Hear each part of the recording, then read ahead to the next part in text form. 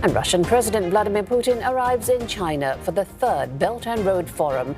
This evening, an initial meeting with Chinese counterpart Xi Jinping before tomorrow's talks to deepen what both sides regard as a no-limits partnership. Well, staying in China, it is hosting its third Belt and Road Forum to showcase the country's growing influence. Leaders from more than 130 countries are in Beijing for the two-day summit as the infrastructure plan marks its 10th anniversary.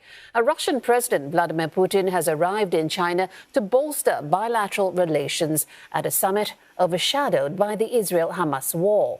The Kremlin says Mr Putin will meet his Chinese counterpart Xi Jinping tomorrow on the sidelines of that forum. Now, this is the Russian leader's first trip to a major global power since his country's invasion of Ukraine threw Moscow into international isolation.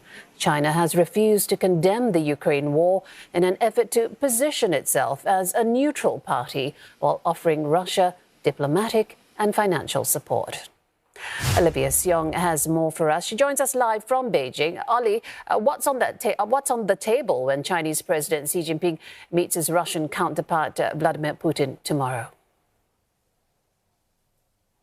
Jill, the spotlight is going to be on this no-limits partnership between China and Russia when the leaders from the two countries sit down tomorrow for talks on the sidelines of the Belt and Road Forum. China's foreign ministry not giving too much away except saying that the two leaders will have an in-depth exchange of views on bilateral relations and issues of mutual concern. And we do know that China and Russia have grown closer to each other as both sides continue to face tensions with the US-led West. This is also a rare overseas trip for Mr. Putin, the first that he's making to China since Russia's invasion of Ukraine. And in the lead-up, Mr. Putin was effusive in his praise for China's Belt and Road Initiative and of Mr. Xi, saying that it showed China's desire to cooperate. This also, as we know, China has not condemned Russia's invasion of Ukraine, also as Russia has become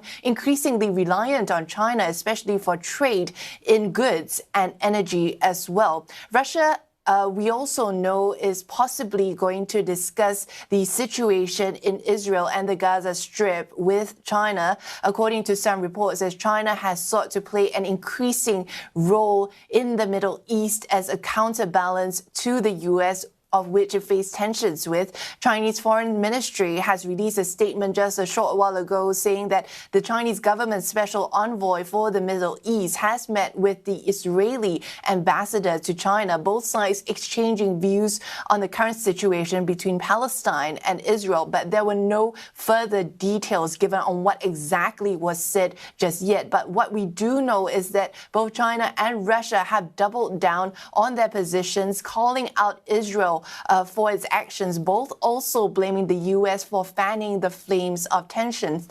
China's foreign minister at one point also saying that Israel had gone beyond the reach of self-defense, even as the U.S. has called on China to help reduce tensions in the Middle East. So we'll have to see what will be said when these two leaders meet tomorrow. Either way, a packed agenda tomorrow.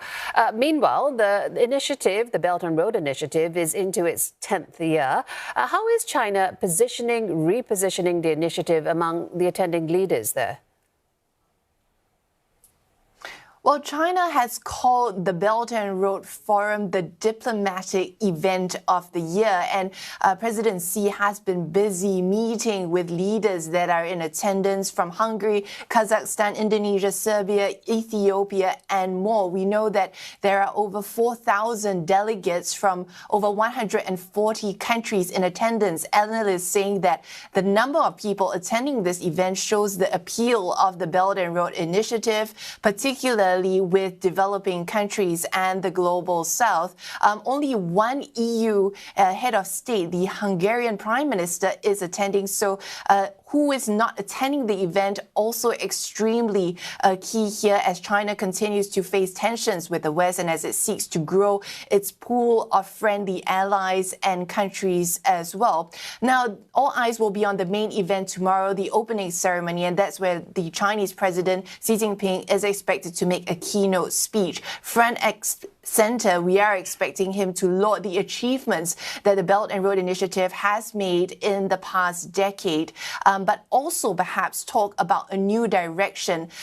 Increasingly, we have seen in state media reporting that Mr. Xi will lay out a new blueprint for the Belt and Road Initiative, talking about high-quality Belt and Road cooperation. This also, as the initiative in the past decade has run into challenges with delays due to the COVID-19 pandemic, funding issues, as well as China has facing its own economic headwinds. And so spending overseas may raise eyebrows here among the local population. And so analysts are saying that this may be an opportunity for China to reposition and present a new future for the Belt and Road Initiative. Olivia Seong taking us through what to expect tomorrow at the launch of that summit. Thanks, Ollie, reporting live there from China. Well, China's flagship BRI project is spread across 150 countries with billions of dollars in investments. And Southeast Asia plays a crucial role in Beijing's lofty ambitions. China has been ASEAN's largest trading partner since 2009, investing more than $18 billion in the region. Beijing is now looking to expand land routes for trade amid tensions in the South China Sea. And it has envisioned a pan-Asian railway network connecting most of Asia. The first link is the Laos-China Railway, connecting the Chinese city of Kunming to Laos's capital of Vientiane. The 400-metre-long line was completed in late 2021 at the cost of nearly $6 billion. Our construction is now underway to create a network of railway lines spanning 4,000 kilometres, cutting across the Southeast Asian landscape, creating a direct link between China's Yunnan province to Singapore. But the ambitious undertaking has also stoked opposition amid claims that the BRI projects have led to massive debt for host countries. The Laos-China Railway pushing the country's public debt to 110% of GDP in 2022, half of it owed to China. And many of these projects have also been criticised for displacing thousands from their lands and sparking compensation disputes, while an influx of Chinese workers, well, that has led to political backlash as well. A combination of these factors and financing issues led to a 4-year delay for Indonesia's high-speed rail project. The bullet train, which started operating last month, cost more than $7 billion, and economists now say that it's unlikely to be profitable amid high maintenance costs. Investors are also shying away from big-scale investments amid Beijing's economic slowdown. Property sector woes that have affected Country Garden also spilling over to Malaysia, delaying the $100 billion Forest City project and threatening to eat away at property values. Meantime, Indonesian President Joko Widodo and Thai Prime Minister Seta Tawesin are the most prominent leaders from Southeast Asia to join this year's BRI forum, their countries remaining open to Chinese investments, despite anxiety elsewhere over the BRI.